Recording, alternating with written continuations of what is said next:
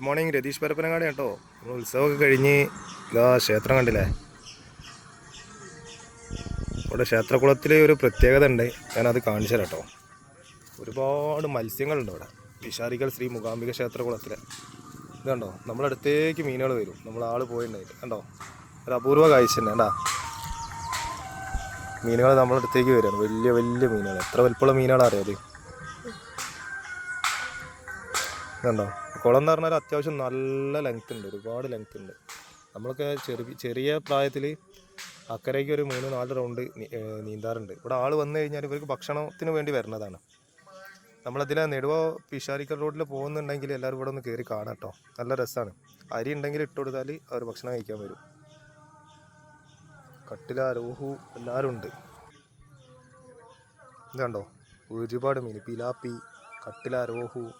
ഒരു ഭക്ഷണത്തിന് വരികയാണ്. നമ്മൾ ഭക്ഷണത്തിന് ആവശ്യത്തിന് വേണ്ടി ഇങ്ങനെ വരികയാണ്. ഇവിടുത്തെ ഒരു പ്രത്യേകതയാണ്. ഇതിലെ പോണവരൊക്കെ ഉണ്ടെങ്കിൽ ഒന്ന് കാണാൻ പറ്റിയൊരു കാഴ്ചയാണ്. ഒരുപാട് ആൾക്കാരുണ്ട്, അവിടെ നിന്ന് ഇങ്ങനെ വരും.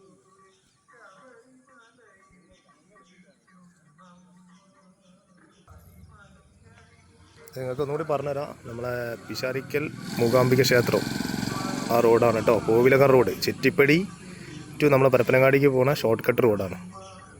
ഈ റോഡിലാണ് ഈ പിഷാരിക്കൽ മൂകാംബിക ക്ഷേത്രകുളം.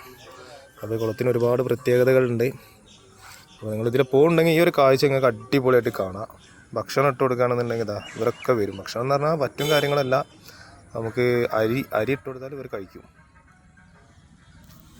ഇതുണ്ടോ, നമ്മളെ തൊട്ടടുത്താണ് ഇവർ നിൽക്കുന്നത് എല്ലാവരും.